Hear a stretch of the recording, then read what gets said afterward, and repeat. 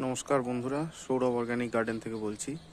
দেখছেন এখন এই ওয়েদার, আকাশ মেঘলা থাকবে, প্রায় চলতে থাকবে। শীতকাল ভোর, গাছগুলো ডরমেন্সিতে আছে। তো এই সময় আমরা তো আগেই বলেছি কি ধরনের ওষুধ দেব। প্রোফেক্স সুপারের সঙ্গে আমরা একটু ফাঙ্গিসাইড, রেডোমিন গোল্ড হতে পারে, ব্যাভিস্টিন হতে পারে, ব্লু কপার হতে পারে, প্লাইটক্স হতে পারে, এগুলো 15-20 দিনের অন্তর অন্তর আম গাছে এখন স্প্রে করে যাব, যাতে যখনই মুকুলটা বেরোবে পোকায় যাতে কোনো ক্ষতি করতে না পারে। আর একটা জিনিস আমরা এখন চালু করবো আস্তে আস্তে। আর একটা তার আগে বলে দিই যে আম গাছের গোড়াগুলো কিন্তু একটু এরকম ড্রাই থাকবে,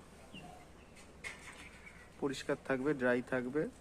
আর এখানে এই গাছে ফাঙ্গিসাইড চুন দিয়ে দেওয়া হবে, সেটা আমি সময় পাচ্ছি না বলে হচ্ছে না। আমি চেষ্টা করছি আজকালের মধ্যে এটা করে দেওয়ার, তাতে এই রোগগুলো আটকানো যাবে। এই যে এটা রোগ হচ্ছে, এগুলো দেয়া ছিল, উঠে গেছে, আবার দিতে হবে। আর এখন যেটা করতে হবে, 1 লিটার জলে বোরন, 1 লিটার জলে 1 গ্রাম বোরন মিশিয়ে আম গাছগুলোতে স্প্রে করতে হবে। বোরনের কাজ হচ্ছে ফুল ফল আনতে, এরা বোরন সার সাহায্য করে। দেখতে পাচ্ছেন বোরনের দাম সামান্য, খুব কম। এটা অ্যারিজের প্রোডাক্ট, A1 কোয়ালিটির প্রোডাক্ট।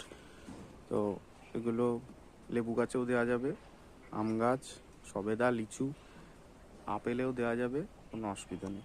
তো এগুলো আমরা আস্তে আস্তে স্প্রে করব।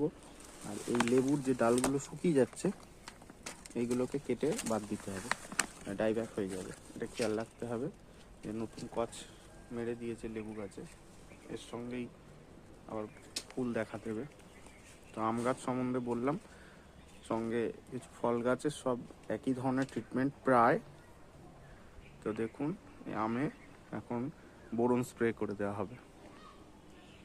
ধন্যবাদ।